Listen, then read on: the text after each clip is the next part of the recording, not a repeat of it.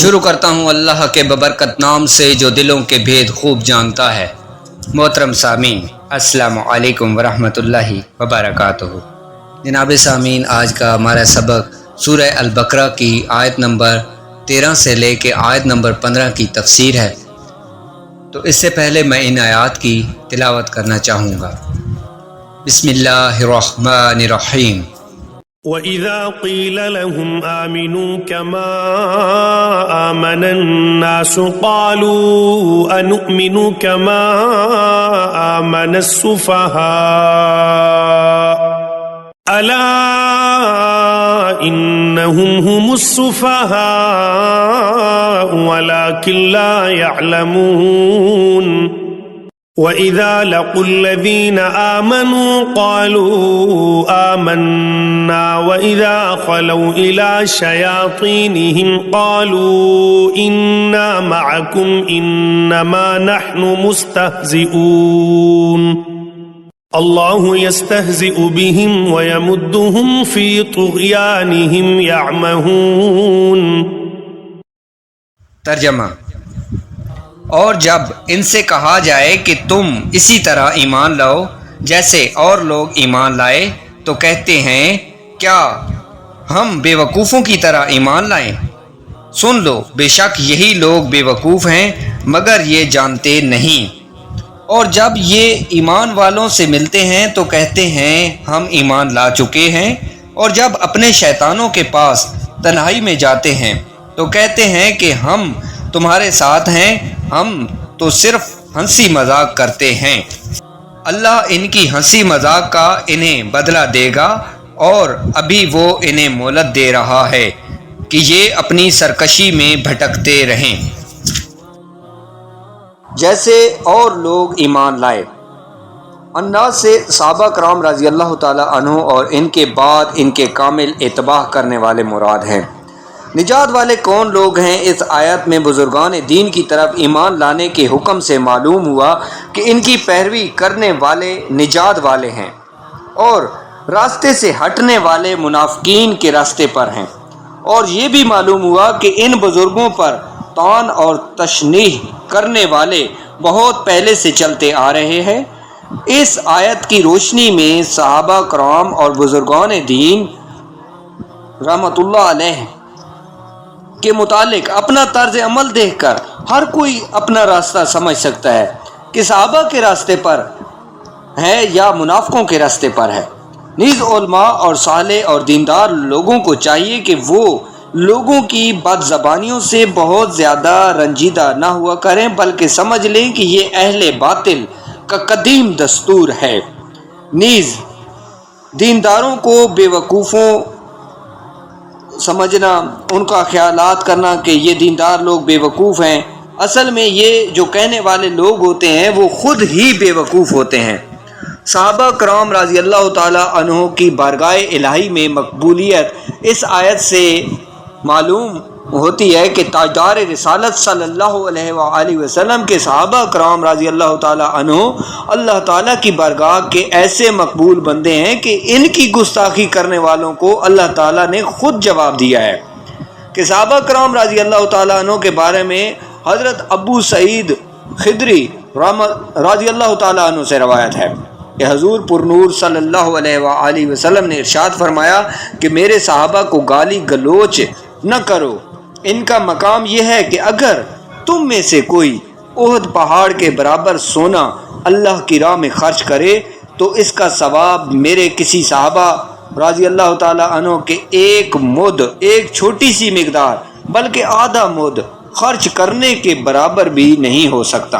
اور اللہ تعالیٰ کے اولیاء کے بارے میں حضرت ابو ہریرہ رضی اللہ تعالیٰ عنہ سے روایت ہے کہ ہمارے پیارے آقا دو جہان محمد مصطفیٰ صلی اللہ علیہ وآلہ وسلم فرماتے ہیں کہ اللہ تعالیٰ نے فرمایا جو میرے کسی ولی سے دشمنی کرے اسے میں نے لڑائی کا اعلان کر دیا ہے۔ اس سے ان لوگوں کو نصیحت حاصل کرنی چاہیے جو صحابہ کرام رضی اللہ تعالیٰ عنہ کی بے ادبی اور گستاخی کرتے ہیں اور اللہ تعالیٰ کے اولیاء کے بارے میں غلط عقائد اور نظریات رکھتے ہیں۔ اب اس سے اگلی آیت کریمہ ہے، آیت نمبر 14، جس کا ترجمہ میں پہلے بیان کر چکا ہوں کہ اور جب یہ ایمان والوں سے ملتے ہیں تو کہتے ہیں ہم ایمان لا چکے، اور جب اپنے شیطانوں کے پاس تنہائی میں جاتے ہیں تو کہتے ہیں کہ ہم تمہارے ساتھ ہیں، ہم تو صرف ہنسی مذاق کرتے ہیں۔ منافقین کا مسلمانوں کو بے وقوف کہنا اور کفار سے اظہار یکجہتی کرنا اپنے نجی محفلوں میں تھا، جبکہ مسلمانوں سے تو یہی کہتے تھے کہ ہم مخلص مومن ہیں۔ اسی طرح آج کل کے گمراہ لوگ مسلمانوں سے اپنے فاسد خیالات کو چھپاتے ہیں، مگر اللہ تعالیٰ ان کی کتابوں اور تحریروں سے ان کے راز فاش کر دیتا ہے۔ بے دینوں کی فریب کاریوں سے ہوشیار رہنا چاہیے۔ یاد رہے کہ اس آیت میں مسلمانوں کو خبردار کیا جا رہا ہے کہ وہ بے دینوں کی فریب کاریوں سے ہوشیار رہیں اور ان کی چکنی چپڑی باتوں سے دھوکہ نہ کھائیں۔ ایک اور مقام پر اللہ تعالیٰ سورہ ال عمران کی آیت نمبر 118 تا 120 میں بیان کرتا ہے، یا ایہا الذین آمنوا لا تتخذوا بطانة من دونکم لا یألونکم خبالا ودوا ما عنتم قد بدت البغضاء من افواههم وما تخفي صدورهم اكبر قد بينا لكم الآيات ان كنتم تعقلون ها انتم اولئک تحبونهم ولا يحبونكم وتؤمنون بالكتاب كله وإذا لقوكم قالوا آمنا وإذا خلوا عضوا عليكم الأنامل من الغيظ قل موتوا بغيظكم إن الله عليم بذات الصدور إن تمسسكم حسنة تسؤهم وإن تصبكم سيئة يفرحوا بها وإن تصبروا وتتقوا لا يضركم كيدهم شيئا إن الله بما يعملون محيط۔ ترجمہ، اے ایمان والو، غیروں کو رازدار نہ بناؤ، وہ تمہاری برائی میں کمی نہیں کریں گے، وہ تو چاہتے ہیں کہ تم مشقت میں پڑ جاؤ، بے شک ان کا بغض تو ان کے منہ سے ظاہر ہو چکا ہے، اور جو ان کے دلوں میں چھپا ہوا ہے اس سے بھی بڑھ کر ہے۔ بے شک ہم نے تمہارے لیے کھول کر آیتیں بیان کر دیں، اگر تم عقل رکھتے ہو۔ خبردار، یہ تم ہی ہو جو انہیں چاہتے ہو، وہ تمہیں پسند نہیں کرتے، حالانکہ تم تمام کتابوں پر ایمان رکھتے ہو، اور جب وہ تم سے ملتے ہیں تو کہتے ہیں ہم ایمان لا چکے ہیں، اور جب تنہائی میں ہوتے ہیں تو غصے کے مارے تم پر انگلیاں چباتے ہیں۔ اے حبیب، تم فرما دو اپنے غصے میں مر جاؤ، بے شک اللہ دلوں کی بات کو خوب جانتا ہے۔ اگر تمہیں کوئی بھلائی پہنچے تو انہیں برا لگتا ہے، اور اگر تمہیں کوئی برائی پہنچے تو اس پر خوش ہوتے ہیں، اور اگر تمہیں صبر کرو اور تقوی اختیار کرو تو ان کا مکر و فریب تمہارا کچھ نہیں بگاڑ سکے گا، بے شک اللہ ان کے تمام کاموں کو گھیرے میں لیے ہوئے ہے۔ رسول کریم صلی اللہ علیہ وآلہ وسلم نے ارشاد فرمایا کہ ان سے دور رہو اور انہیں اپنے سے دور کرو، کہیں وہ تمہیں گمراہ نہ کر دیں، کہیں وہ تمہیں فتنے میں نہ ڈال دیں۔ اعلیٰ حضرت امام احمد رضا خان رحمۃ اللہ علیہ فرماتے ہیں کہ مسلمانوں کا ایمان یہ ہے کہ اللہ اور رسول سے زیادہ کوئی ہماری بھلائی چاہنے والا نہیں، اور اللہ اور رسول صلی اللہ علیہ وآلہ وسلم جس بات کی طرف بلائیں یقیناً ہمارے دونوں جہانوں کا اس میں بھلا ہے، اور جس بات سے منع فرمائیں بلا شبہ سراسر ضر اور بلا ہے۔ مسلمان صورت میں ظاہر ہو کر جو ان کے حکم کے خلاف کی طرف بلائے، یقین جان لو کہ یہ ڈاکو ہے،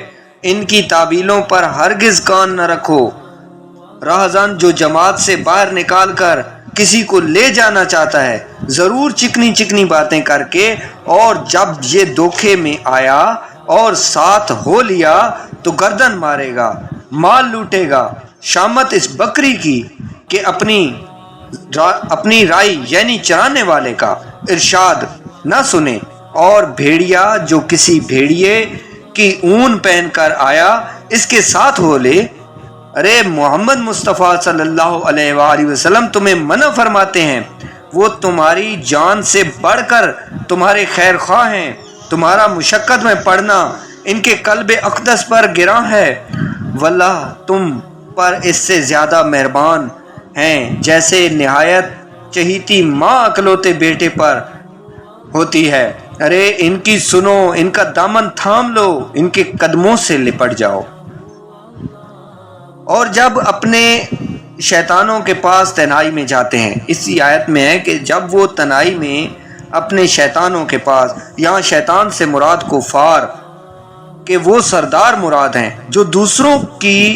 دوسروں کو گمراہ کرنے میں مصروف رہتے ہیں۔ منافق جب ان سے ملتے ہیں تو کہتے ہیں کہ ہم تمہارے ساتھ ہیں، اور مسلمانوں سے ملنا محض ہمارا مذاق تھا، ہم تو ان کے ساتھ مذاق کرتے ہیں، ہنسی کرتے ہیں، اور ہم ان سے اس لیے ملتے ہیں تاکہ ان کے راز معلوم کر سکیں اور ان میں فساد انگیزی کے موقع ملیں۔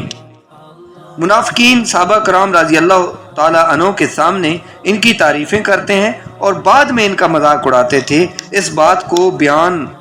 کرنے کے لیے یہ آیت مبارکہ نازل ہوئی تھی۔ اب اس سے اگلی آیت نمبر 15 سورہ بقرہ کی، جس کا ترجمہ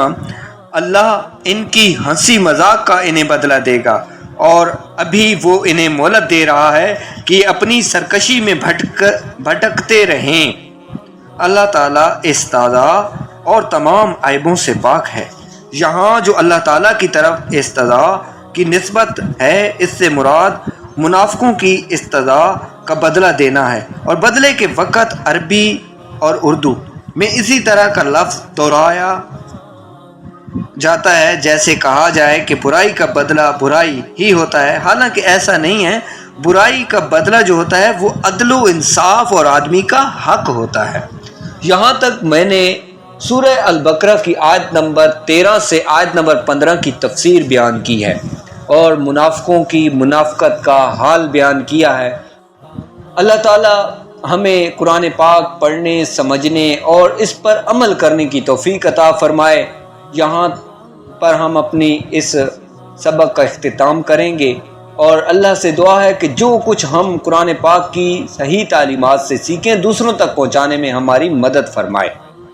صدق اللہ العظیم۔